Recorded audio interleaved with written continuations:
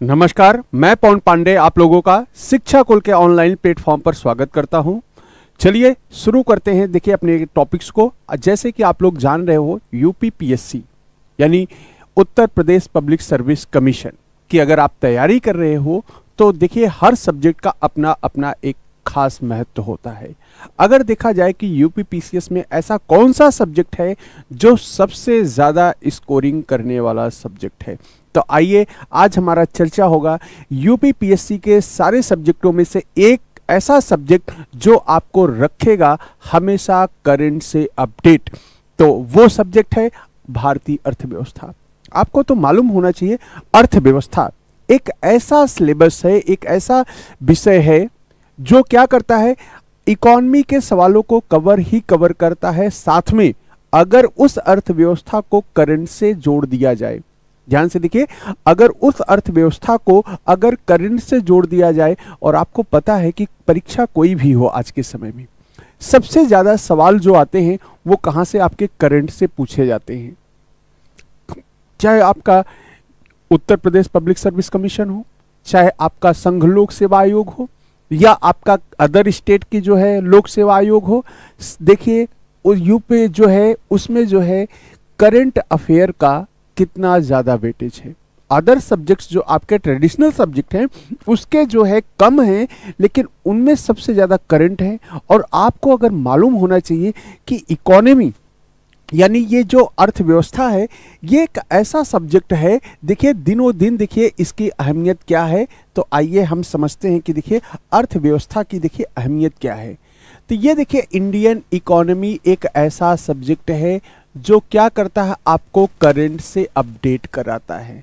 अगर मान लेते हैं, ध्यान से देखिए, करंट वाले जो हमारे मुद्दे हैं, अगर कोई गवर्नमेंट की स्कीम है, ये देखिए, और इस गवर्नमेंट की अगर स्कीम को बारे में हमें पढ़ना है, देखिए 2022 में 2023 में गवर्नमेंट की कौन कौन सी स्कीम है, तो आपको पता है सारी स्कीम्स को हम किस में डिस्कस करते हैं, इकोनॉमी में डिस्कस करते हैं। तो गवर्नमेंट की जो भी स्कीम है is the part of the current affair and also the part of the Indian economy.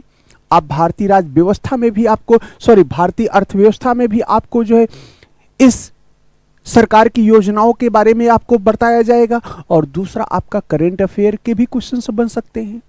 तीसरा देखिए जो है, अगर आपके देखिए हम बजट की बात करते हैं, किसकी, देखिए हम बजट की बात करते हैं, और ये बजट भी हमारा किसका है, देखिए ये हमारा जो बजट है, तो ये भी देखिए आपके करंट से सवाल पूछे जाते हैं। अब मान लो बजट 2023-24 पे अगर सवाल पूछ लिया जाए, बजट 2023-24 पे जो भी क्वेश्चंस बनेंगे आपके देखिए करंट अफेयर के भी क्वेश्चंस हो जाएंगे, और दूसरा इकोनॉमी भैक का भी सवाल पूछ लिया जाएगा।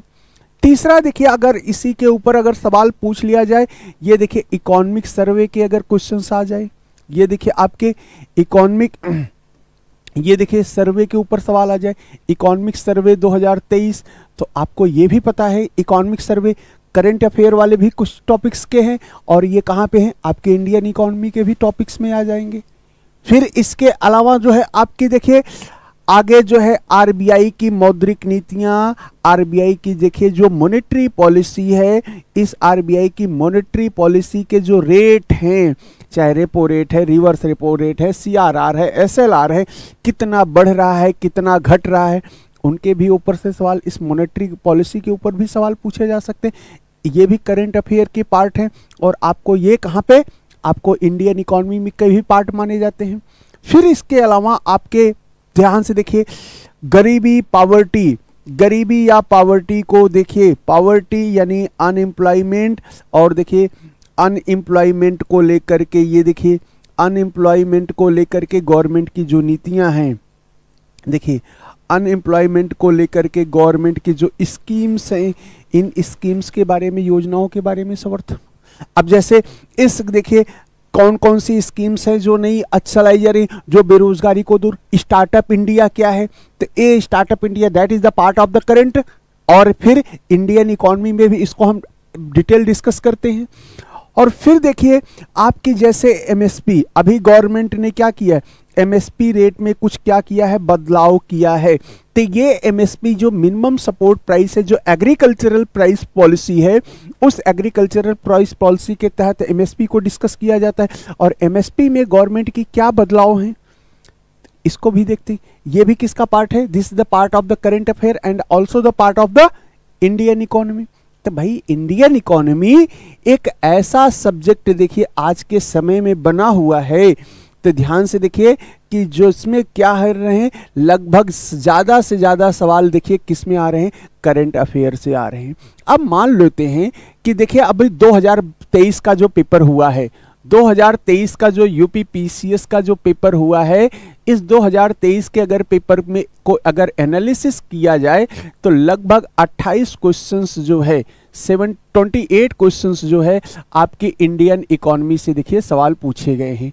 कहाँ से देखिए 28 क्वेश्चंस आपके, ये देखिए लगभग 27 से 28 प्रश्न, देखिए 26 से 28 प्रश्न जो है आपकी इंडियन इकोनॉमी से सवाल पूछे गए हैं। ठीक है, इसमें यूपी की भी इकोनॉमी को शामिल किया गया है और इंडियन दोनों की अर्थव्यवस्था को शामिल करके देखिए 26 से 28 सवाल इस बार 2023 के यूपी पीसीएस के पीटी में सवाल पूछे गए हैं। तो यानी एक ऐसा सब्जेक्ट है, और फिर करंट अफेयर वाले क्वेश्चंस भी हैं। करंट अफेयर को तो एक ऐसा सब्जेक्ट है जो आपके पीटी, मेंस और इंटरव्यू तीनों में सहायक है। तो ध्यान से देखिए, अब इकोनॉमी का पीटी में क्या रोल है, इकोनॉमी का मेंस में क्या रोल है, इकोनॉमी का फिर इंटरव्यू में क्या क्या रोल इसका है। तो आइए इसको हम डिटेल समझते हैं। तो सबसे पहले ये देखिए, ये यूपी पीएससी का जो पेपर है, ये पेपर देखिए 3 चरण में है। कितने सेक्टर्स में, ये देखिए 3 सेक्टर्स में देखिए बांटा गया। सबसे पहले आपका पीटी एग्जाम्स है। पीटी एग्जाम्स के 2 चरण है। ये देखिए पीटी पेपर फर्स्ट आता है और पीटी में देखिए सेकंड पेपर आता है। जो फर्स्ट पेपर है ये देखिए आपका जीएस से रिलेटेड है, और सेकंड पेपर आपको हम सीसैट पेपर के नाम से देखिए जाना जाता है। अब देखिए जो पेपर फर्स्ट है, इस पेपर फर्स्ट में लगभग देखिए 26 से देखिए हर बार साल जो है लगभग ये मान चलिए 20 से जो है 30 प्रश्न के बीच में आपकी इंडियन इकोनॉमी से क्वेश्चंस पूछे जाते हैं, या हम कह सकते हैं 20 से लेकर के 25 क्वेश्चंस जो है आपके देखिए इंडियन इकोनॉमी से आपके पीटी के पेपर फर्स्ट में सवाल पूछे जाते हैं। लेकिन इस बार 2023 के में अगर यूपी पीसीएस को देखा जाए तो यूपी पीसीएस में इंडियन इकोनॉमी से लगभग 27 सवाल थे, जिसमें यूपी जी के जो यूपी की इकोनॉमी थी उनको शामिल कर करके। तो ध्यान से देखिए इंडियन इकोनॉमी और यूपी की जो इकोनॉमी है दोनों को शामिल करके 27 सवाल पूछे गए थे, और जनरली 20 से 25 सवाल आपकी इकोनॉमी से आते हैं। लेकिन इस इकोनॉमी को अगर करंट से जोड़ दिया जाए, ध्यान से देखिए इस इकोनॉमी को देखिए जब हम बात करते हैं तो आपको करंट से अपडेट करके बात करते हैं, और आपको पता है होना चाहिए कि जब करंट से इसको हम अपडेट करके जब बात करेंगे तो ये देखिए दिनों दिन इसका रोल क्या हो जाएगा, बढ़ता ही जाएगा। यानी एक ऐसा सब्जेक्ट है जो करंट के टॉपिक्स को भी कवर करता है और आपके इंडियन इकोनॉमी को भी कवर करता है। तो लगभग देखिए 20 से 25 सवाल आपके पीटी में है। अब जब जीएस में हम मेंस में आएंगे, कहाँ पर हम जब मेंस लेवल पर बात करते हैं तो देखिए मेंस लेवल पर अब देखिए यूपी पीसीएस में इकोनॉमी का क्या रोल है। सबसे पहले ये देखिए मेंस में आपका जो एसए का पेपर है, कौन सा, जो एसए का पेपर है, एसए देखिए कई सेक्टर्स पर आ सकते हैं। देखिए एसए का देखिए एक तो देखिए सामाजिक आधार पर, देखिए सांस्कृतिक आधार पर ये देखिए एसए को पूछ सकता है, कल्चरल टॉपिक पे सवाल पूछ सकता है। देखिए दूसरा देखिए एसे का देखिए सामाजिक आधार पर एसे बन सकता है, एसे का जो है देखिए सामाजिक बैकग्राउंड पर एसे बन सकता है। तीसरा देखिए जो एसे आपका है देखिए आर्थिक मुद्दों पर आपके निबंध वाले सवाल पूछे जाते हैं। किन मुद्दों पर, आर्थिक मुद्दों पर देखिए आर्थिक इकोनॉमिक इशू पर सवाल पूछे जा सकते हैं। अगर आपने इकोनॉमी को, भारतीय अर्थव्यवस्था को अच्छी तरीके से स्टडी किया है तो आपका ये जो 150 नंबर का सवाल आने वाला है एसे है, उस एसे में के पेपर में भी आपको बहुत आसानी होगी। यानी अगर आपने इकोनॉमिक को अच्छी तरीके से पकड़ बना ली है तो आपका एसे वाला जो सवाल है उसको भी आसानी से देखिए सॉल्व कर सकते हो 150 में। फिर इसके अलावा जो आपका जीएस का पेपर है, कौन सा? जो जीएस का पेपर है, जीएस का जो थर्ड पेपर है। अब देखिए ये जीएस का जो थर्ड पेपर है ये 200 मार्क्स का है। कितने मार्क्स का है? ये देखिए 200 मार्क्स का है। अब 200 नंबर में से लगभग जो है ये देखिए ये जीएस का जो थर्ड पेपर है ये आपकी इंडियन इकोनॉमी, भारतीय अर्थव्यवस्था से संबंधित, इकोनॉमी से संबंधित पेपर माना जाता है। अब इसमें भी देखिए आपके लगभग 120 नंबर जो है आपकी इंडियन इकोनॉमी से भी सवाल पूछे जा सकते हैं। तो इकोनॉमी एक ऐसा सब्जेक्ट बनता चला जा रहा है जिसका वेटेज पीटी में भी आपको लगभग 20 से 25 सवाल देखने को मिलेंगे। पीटी के अलावा आपको जब मेंस में जाओगे तो सबसे महत्वपूर्ण चीज आपको मेंस में जब पहुंचते हो तो वहां पर आपको एसे मिलेगा। वो एसे एक तो पूरा का पूरा जो है एसे का एक पार्ट जो है कई सेगमेंट में बांटा जाता है, इकोनॉमिक बैकग्राउंड पर, सोशल बैकग्राउंड पर, कल्चरल बैकग्राउंड पर, इन्वायरमेंट या फिर इन्वायरमेंट के आधार पर जो है पर्यावरणीय मुद्दों पर जो है इसे पूछे जाते हैं। तो देखिए आर्थिक मुद्दों पर जो इकोनॉमिक बैकग्राउंड को बना करके जो ऐसे पूछे जाते हैं लगभग देखिए वो भी आपका पूरा कवर होगा। और फिर आपका देखिए ये जीएस का जो थर्ड पेपर है, जीएस का जो थर्ड पेपर है ये पूरी की पूरी देखिए आपके देखिए इकोनॉमी से संबंधित है।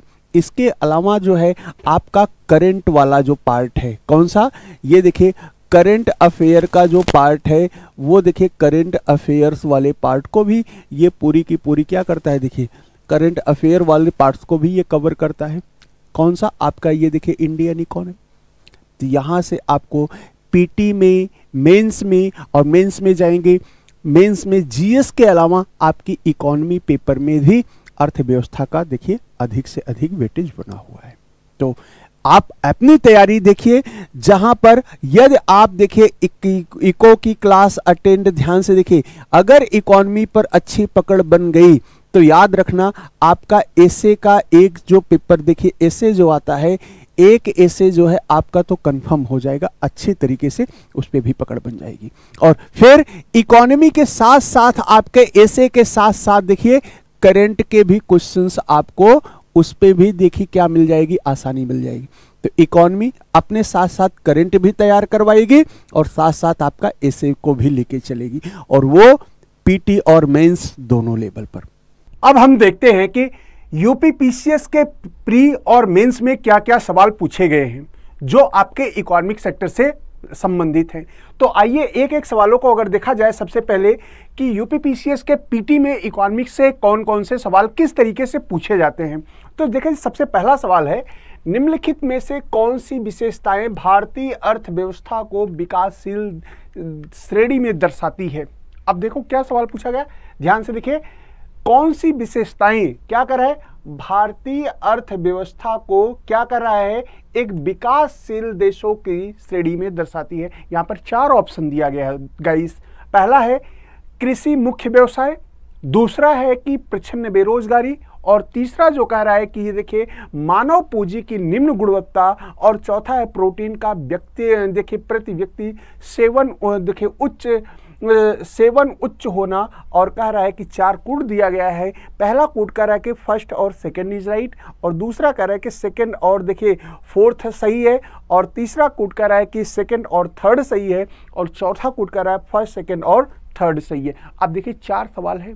सिंपल सा सवाल क्या कर रहा है कि इंडियन भारतीय अर्थव्यवस्था के विकासशील अर्थव्यवस्था मानी जाती है। इंडियन कहते हैं ना, भारत एक कैसा देश है, विकासशील देश है कि विकसित देश है। तो हम कहते हैं कि भारत एक विकासशील देश है। जब भारत एक विकासशील देश है तो सबसे अब सवाल यह है कि what is the silent feature of the developing economy, विकासशील अर्थव्यवस्था की विशेषता क्या है।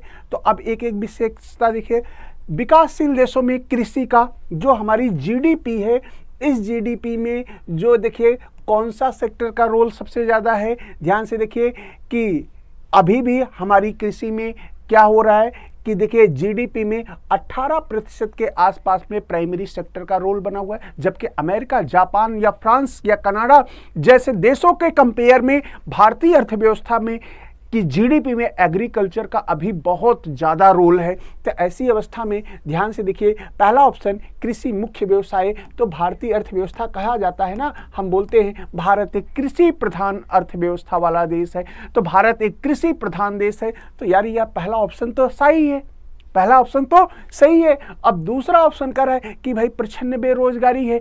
प्रच्छन्न बेरोजगारी का मतलब क्या है? इसी प्रच्छन्न बेरोजगारी को छिपी हुई बेरोजगारी भी बोलते हैं। ये कहाँ पे देखा जाता है? ये कृषि क्षेत्रों में देखा जाता है। कहाँ पे?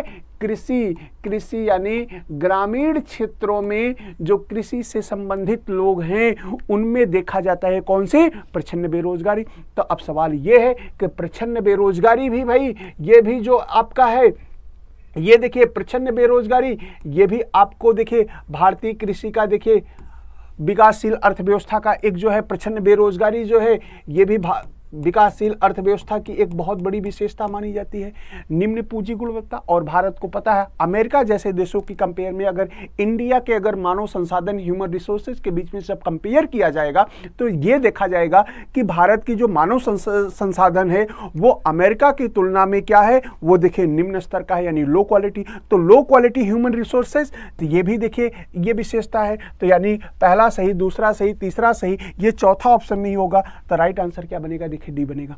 ये आपके देखिए यूपीपीसीएस में सवाल इस तरीके से पूछे गए हैं। आगे देखिए दूसरा सवाल है, भारत में उदारीकरण से देखिए शुरू हुआ।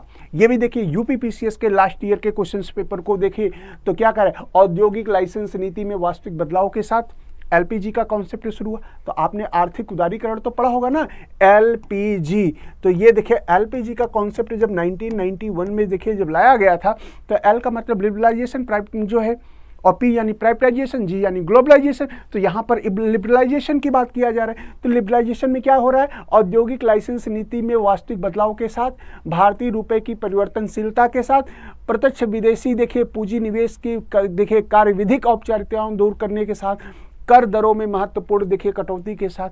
तो आपको पता है कि जब लिबरलाइजेशन किया गया, हमारे क्या किया, लाइसेंस नीति में क्या किया था, बहुत ज़्यादा चेंजेस लाया गया था। तो यहाँ पर जो राइट आंसर बनेगा आपको वो देखिए क्या किया जाएगा, ये ए ऑप्शन होगा। लाइसेंस नीति में क्या किया गया, वास्तविक बदलाव के साथ जो है हमने उदारीकरण का प्रोसेस शुरू किया गया था। अब देखिए निम्नलिखित में से एक से देखिए समावेशी विकास को बढ़ाने की आशा नहीं की जाती है। क्या कह रहा है कि निम्नलिखित में से किसी एक से समावेशी विकास बढ़ाने की आशा नहीं की जा सकती है, यानी वो कौन सा ऐसा, इसमें से चार ऑप्शन में से कौन सा ऐसा ऑप्शन है जो समावेशी विकास से संबंधित नहीं है। अब समावेशी विकास का मतलब जो है सस्टेनेबल डेवलपमेंट से, एक ऐसा विकास जो चहुमुखी सभी क्षेत्रों में क्या किया जाए, समान विकास किया जाए। तो सस्टेनेबल डेवलपमेंट इंक्लूसिव जो है विकास इसी को कहते हैं। तो आइए देखिए राष्ट्रीय आय में देखिए ऊंची वृद्धि दर, ग्रामीण विकास, कृषि विकास, और कह रहा है कृषकों को देखिए पर्याप्त साथ। तो ये देखिए समावेशी विकास से देखिए के कौन से संबंधित नहीं है। निम्न में से देखिए चार ऑप्शन है। तो पहला राष्ट्रीय आय में देखिए कि ऊंची वृद्धि दर, और दूसरा कह रहा है ग्रामीण विकास, कृषि विकास, और फिर कह रहा है कृषकों को देखिए पर्याप्त साथ। तो इसमें से कौन सा?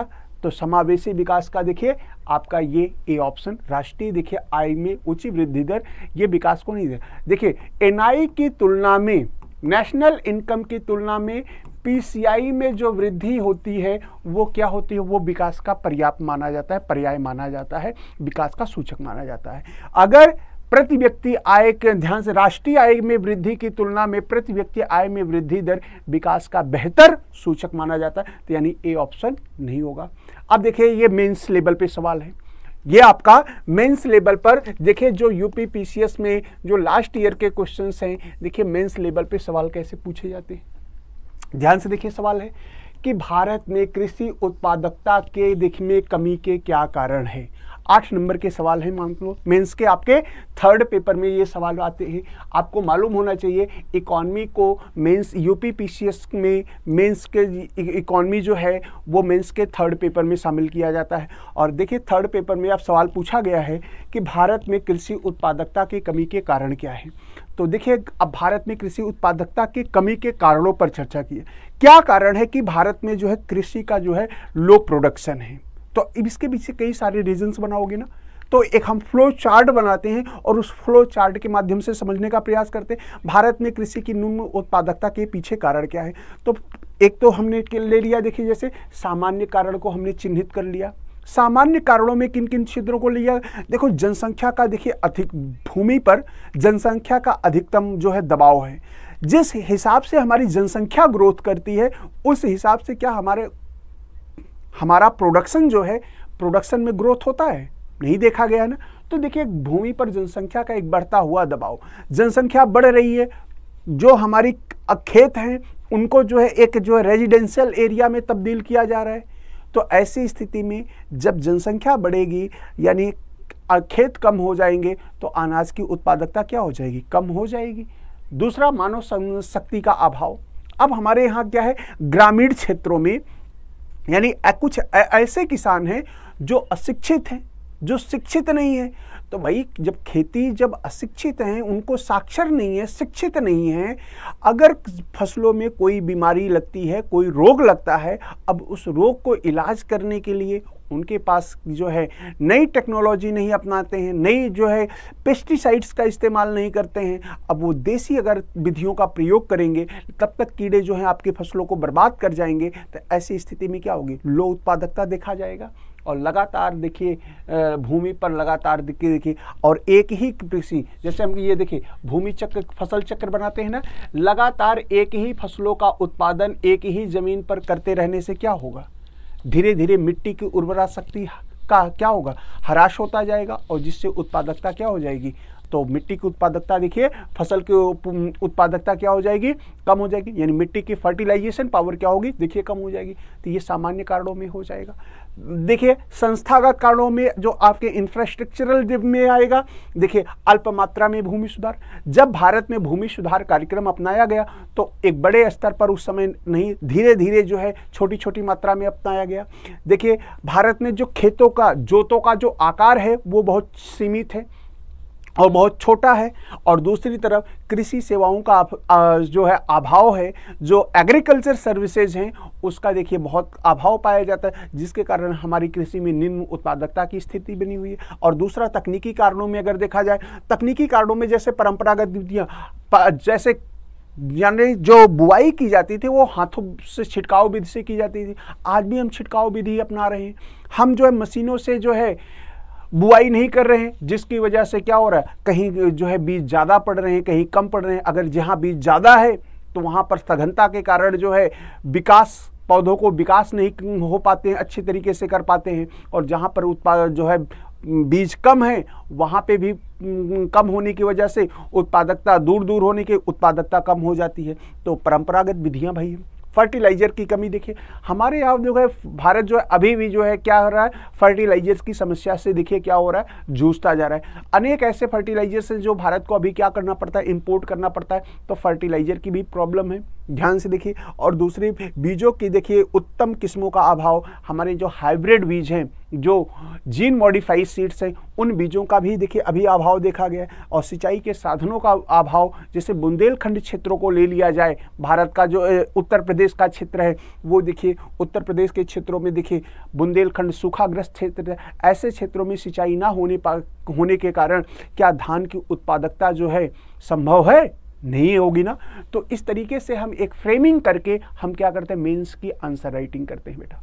अब देखो उत्तर प्रदेश, देखिए भारत में कृषि उत्पादकता में कमी के कारण क्या है। अब यही सवाल अगर हम भारत के बजाय उत्तर प्रदेश से संबंधित करके पूछ सकते हैं, उत्तर प्रदेश में कृषि की निम्न उत्पादकता के कारण क्या है, चर्चा कीजिए, व्याख्या कीजिए, क्या कारण है। तो अब देखिए हम जहां पर ये भारत के संदर्भ में बात करेंगे तो वहीं पर जब उत्तर प्रदेश से संबंधित पूछा जाएगा तो इसकी चर्चा चाह हम उत्तर प्रदेश को टारगेट करके हम मेंस की आंसर राइटिंग करेंगे बेटा। अब इसके अलावा देखिए दूसरा सवाल देखिए, उत्तर प्रदेश सरकार की कल्याणकारी योजनाओं एवं उनकी भूमिका को समझाइए। क्या है, उत्तर प्रदेश सरकार की कल्याणकारी योजनाएं क्या है और उनकी भूमिका। तो आपको मानना है कि हमें उत्तर प्रदेश स्पेशल से पूछा गया है ये सवाल। अब भारत सरकार की नहीं योजनाओं के बारे में, उत्तर प्रदेश सरकार की योजनाओं के बारे में आपको टोटल डिफाइन करना है। तो उत्तर प्रदेश सरकार द्वारा कौन कौन सी योजना चलाई जा रही, तमाम सारी जो योजनाएं चलाई जा रही है। जैसे देखिए कुछ योजनाओं के हमने चर्चा कर रहे हैं। देखिए उत्तर प्रदेश देखिए पेंशन योजना, कन्या विद्याधन योजना, प्रधानमंत्री आवास देखिए ग्रामीण योजना, महिला सामर्थ्य योजना, प्रधान मुख्यमंत्री कन्या सुमंगला योजना, मोबाइल और लैपटॉप मुफ्त वितरण योजना। अब इन सब योजनाओं के बारे में हम क्या करेंगे, दो जो है 4 लाइन जो है, 2 3 लाइन जो है 50 शब्द यानी 40 शब्द 30 शब्द का इस्तेमाल करते हुए प्रयोग करते हुए तो उत्तर प्रदेश सरकार की जितनी योजनाएं हैं, जितने आपको आते हैं, सारी योजनाओं का जिक्र करते हुए पॉइंट्स में बनाते हुए बुलेट पॉइंट्स में आप चलिए और लास्ट में क्या करेंगे, उसके जो है मूल्यांकन कर देंगे। तो ये आपका उत्तर प्रदेश से संबंधित उत्तर प्रदेश से। और आपको बता दिया जाए पेपर जो आपका छठा पेपर जो जोड़ा गया है वो देखिए पूरा का पूरा उत्तर प्रदेश से संबंधित है। और छठा पेपर जो है उत्तर प्रदेश की इकोनॉमी से संबंधित है। आगे देखिए कह रहा है कि वैश्वीकरण में के कारण देखिए भारत में औद्योगिक विकास पर पड़ने वाले प्रभावों का मूल्यांकन कर लीजिए। ग्लोबलाइजेशन का ये देखिए हमारे इंडस्ट्रियलाइजेशन पर क्या प्रभाव पड़ा है। ये जो ग्लोबलाइजेशन है, इस ग्लोबलाइजेशन का हमारी इंडस्ट्री पर देखिए इंडस्ट्रियल सेक्टर्स पर क्या प्रभाव देखा गया है, इंडस्ट्रियल सेक्टर पे क्या इसका रिजल्ट यानी क्या प्रभाव देखा गया इस ग्लोबलाइजेशन का। तो देखिए ग्लोबलाइजेशन के आने से क्या हुआ, इंडस्ट्रियलाइजेशन और तेजी से बढ़ने लगा। इंडस्ट्रियलाइजेशन क्या हुआ, और तेजी से बढ़ने लगा। अब ज़्यादा से ज़्यादा उत्पादकता शुरू हुई, ज़्यादा अधिक से अधिक लोगों की क्या हो गया, उत्पादकता शुरू हो गया। प्राइवेटाइजेशन कर दिया गया, धीरे क्या किया गया, अभी तक जो सब कुछ गवर्नमेंट यानी पब्लिक सेक्टर के अंदर में था, अब धीरे धीरे प्राइवेटाइजेशन किया गया। जो लाइसेंस नीति थी उसको खत्म किया गया। तो ये सब किसके प्रभाव, ये देखिए उदारीकरण के प्रभाव देखे गए। और आज के समय में जब नया कल्चर, नया फैशन का दौर आया तो अब नए नए चीज़ों का क्या होने लगा, निर्माण होने लगा। और जिसका परिणाम क्या होता है, आपको देखिए इसमें जो है एमएनसीज का जन्म होता है। किसका, एमएनसीज, मल्टीनेशनल कंपनीज जो हैं ये सबसे ज़्यादा उभर करके सामने आती हैं आपको। ठीक है, तो ये सब मेंस के व्यू से देखिए आंसर राइटिंग करेंगे। और ये देखिए आपके उत्तर प्रदेश जो है